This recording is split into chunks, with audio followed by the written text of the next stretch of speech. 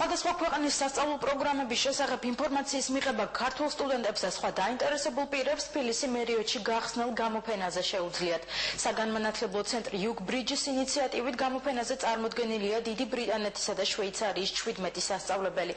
გამოფენა დღეს დედაქალაქის მერმა დაათვალიერა. მსურველებს თბილისი მერიოდში მისვლა ხვალად შეეძლებათ.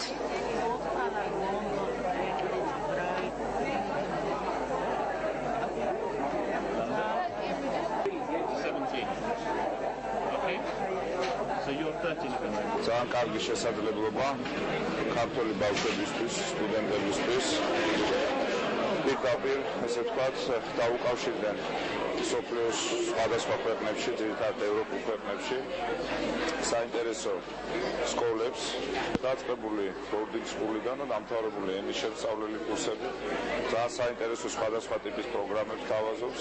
Მთლიანად არის კერძო ინიციატივა, რაც ასევე ძალიან მისასალმებელია და მინდა მაქსიმალურად მათ ესე ვთქვათ თავდაჭერა აუქმა. ეს გამოფენა არის ყველასთვის დაწყებული 3 წლის ბავშვებიდან დამთავრებული, ასაკი არ არის განსაზღვრული, შეუძლია ნებისმიერი ასაკის ადამიანმა შეარჩიოს თავისთვის საინტერესო კურსი, იქნება ეს უბრალოდ ენის კურსი, იქნება ეს საზაფხულო სკოლა, სკოლა-პანსიონი, უნივერსიტეტი, კოლეჯი, ნებისმიერ კურსზე შეგვიძლია რომ განვაგრძელოთ. დაახლოებით 100-მდე საგანმანათლებლო დაწესებულებასთან, მაგრამ რადგან ეს არის პირველი, შევეცადეთ რომ რაღაცა ძალიან გრანდიოზული არ ყოფილიყო, ამიტომ რაღაცნაირად შევარჩიეთ სკოლები, რაღაცნაირად სხვადასხვანაირ პროგრამებს, რომლებიც თავაზობენ და ისინი მოვიწვიეთ.